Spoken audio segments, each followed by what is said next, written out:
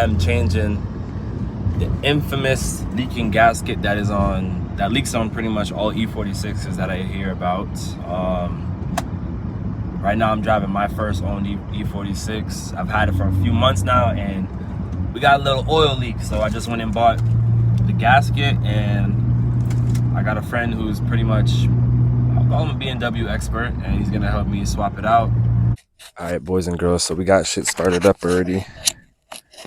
I've been horrible at recording lately, so started midway in the job, but we already got the air box off, and my guy already started taking apart all the belts and everything. So he'll be outside in a second. He went to get more comfortable clothes for the weather, but this is my E46, man. She's a little rust bucket and ugly right now, but I got some plans for it. Working on this car feels so foreign to me. Like, it's been a long time since I've really dove into getting my hands dirty on stuff, you know, so. But this is a part of what I love to do, working on cars and motorsports, and you know what I mean? And after just getting back from Morocco, like I think it's like 3 weeks now, it just feels pretty cool to dive right into this. So this is my guy, Vinny. Say what up, bro. What's going on? Hit me at Drifts. Yes, sir. Don't tag me in that shit, right? Yeah, of course. All right, so we over here. We're doing his oil filter housing gasket. I already got some of the things apart. He should have started filming sooner. I know. I told him, like, damn, man, I've been ass at recording lately, but we're getting going. Basically, what we started off with was pulling out the air box, unplugging the mass airflow, take your 2 10mm out. All right, and secondly, make sure you unplug the battery. 2 13mm over here for the power steering reservoir so she can flop around a little bit, which is leaking. We'll worry about that later. You got your 17mm nut back here. That's your power coming from the battery to the alternator for charging. Undo that, and then you got the 1 push pin connector. You pull that bad boy out. After that was done, we pulled out the fan. T27 torque spit up in this corner here. You know where this real quick? Sure. Put it like on your, like right here on your collar. Yeah, perfect. All right, so the T20. Hey, Matt, I'm doing a recording.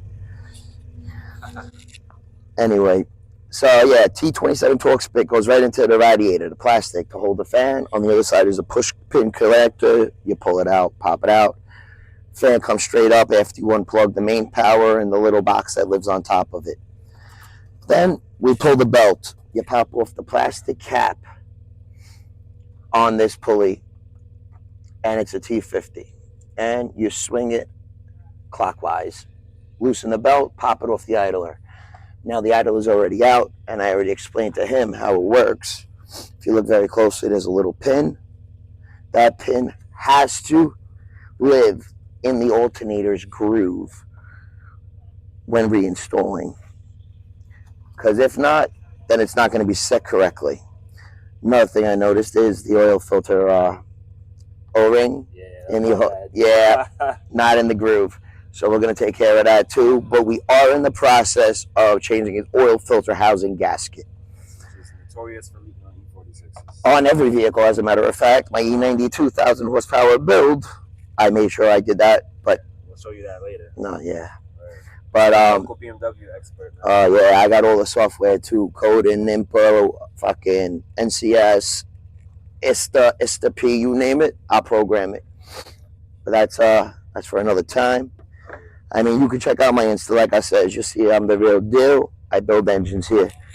So, alternator's completely loose. I got the top 16mm.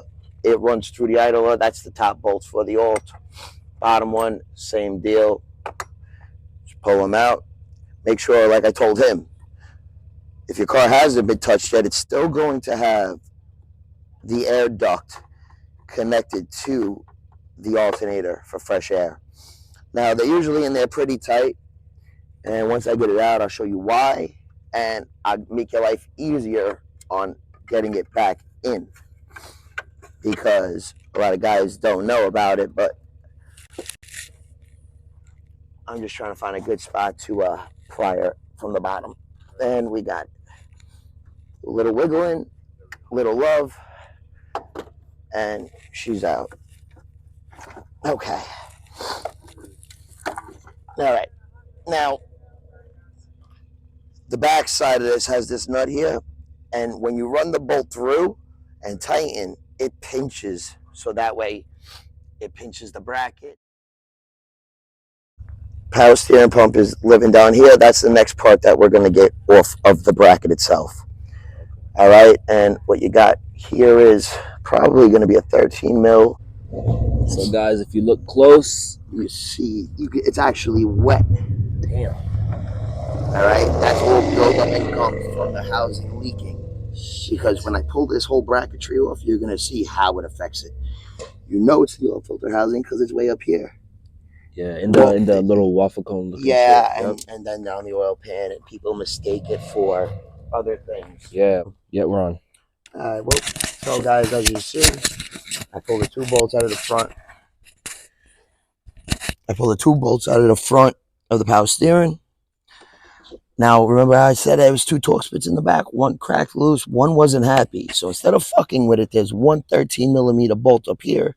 Pull it, and you just let the power steering pump hang. Next, we're going to start attacking the bolts for the actual bracket.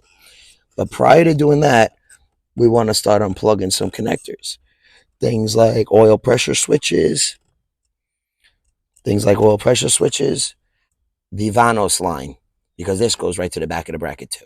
So we're going to break this loose too. Then we'll get to all the 13s over here.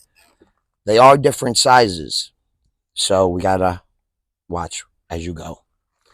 And so that's the next step. VonTe line, then 13 mils. 6 bolts, and you wiggle her out. Be careful, because as you can see, somebody already tried to hack up the PCV. It's all plastic tubing, and the VonTe line back here actually touches it slightly. Gently move around your wiring, and then the whole bracketry comes out. The 6 bolts, look at that mess. Oh, it's caught right. Yep, pull it out.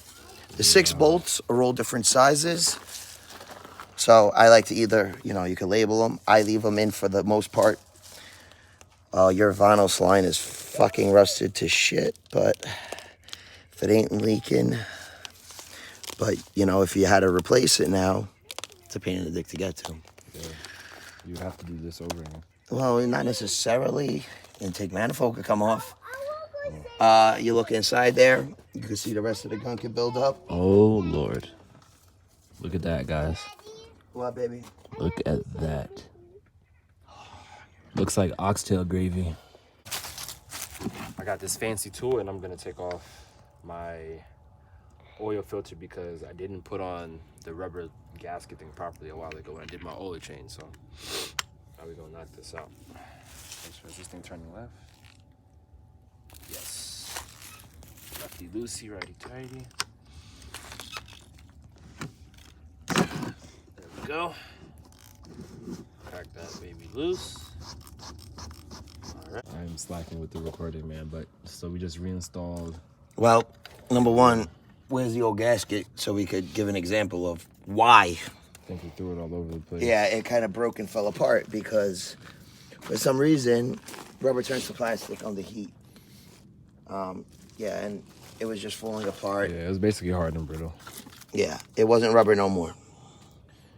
But there's a channel in there. We cleaned it all down with gas, got most of the gunk off the block and off the filter housing as best as we could. As you can see, it's a lot cleaner. Now we just put the new gasket in, reinstall the bolts. We'll talk about specs as far as torques go in a minute. So, all right, guys. So Vin was teaching me about torque specs. So go ahead and school him up a little bit. All right. So basically, we got a couple different things. Most people were happy with 18. Some people said 22. I set mine at 19. See, when you're getting close, it beeps yellow. But then when you hit 19, it turns red. And you stop. And repeat the process. Some things, like I was just explaining, have a sequence. Right. Oil pan gaskets, valve cover gasket. Just start in the middle, you work your way out. Right. Now rubber compresses as you go. So the first 2, 3, 4 of them that you tightened might end up loose because the other ones have crushed the rubber now. Right. So I always like to do a double check. And I normally find that they aren't at the specs you want. Roger that. So do you guys think I should do a rally build? No, drifting it. We're drifting it. We're drifting it. We're drifting it. We're welding the diff. We're going to weld the sun gear and the transfer case because this is going to be an all-wheel drive one. A couple people attempted it. A couple people were successful. A couple people failed. A couple people aren't me. So, ooh. Yeah, I'm going to make it work. I'm going to make it work. Eventually, we could always change things around. If we want to lose the front axles, we could either take it apart. You need to leave the outer hubs on, the outer axles on, because that holds the whole hub bearing together. Yeah. Okay, so we could always remove the inner shaft, leave the diff on. Right. I did some research. I found that if we drop the diff out, it actually will not leave oil to spill out of the pan itself. We could always convert it to a rear-wheel drive oil pan if we wanted. We could also do a whole front rear-wheel drive subframe on top of that. There's a lot of options we could go with. But if I just pull the front drive shaft to transfer case, so that won't work because the transfer case is still going to try to spin the front tires. So, which I believe I mentioned something about a 60... Yeah, 60 to 40 ratio. 62 to 38, as a matter of fact. Yeah. Something like that. So, the car won't run like that. So you have to actually split the case, weld the planetary sun gears together, so that way it all spins as one. You get 100% to the rear. You can always leave the front axles in complete. You could always lose the front diff, lose the front axles, but then you'd have to change knuckles, subframe, and everything else to a rear-wheel drive, so it gets more complicated and more expensive. Yeah. So we'll see how we'll go about it. But as of right now, maintenance is top of the priority, as you can see. Where we can't be leaking oil and shit like that and all the other good stuff. Right. So right now, all right, so fast forward a few days later, we're doing my exhaust. We're doing a little straight pipe with Vin right now. What you doing to the pipes? Well, you hacked out your muffler. So Word. You have 2-inch piping stock. So I got 2-inch 45s inner diameter to 2-inch outers. Then I'm going adapter to 2-inch inner to a 2 1/4 outer, so that way we could have a bigger exhaust pipe. So that way, as the pipes come, the pressure gets released more. It'll change the tone on the way out. This is what the car sounds like now.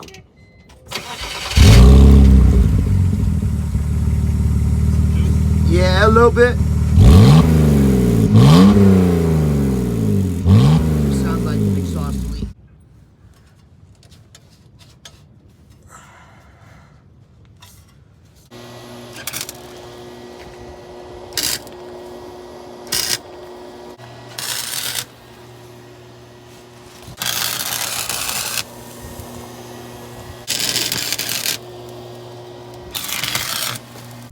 All right, go ahead.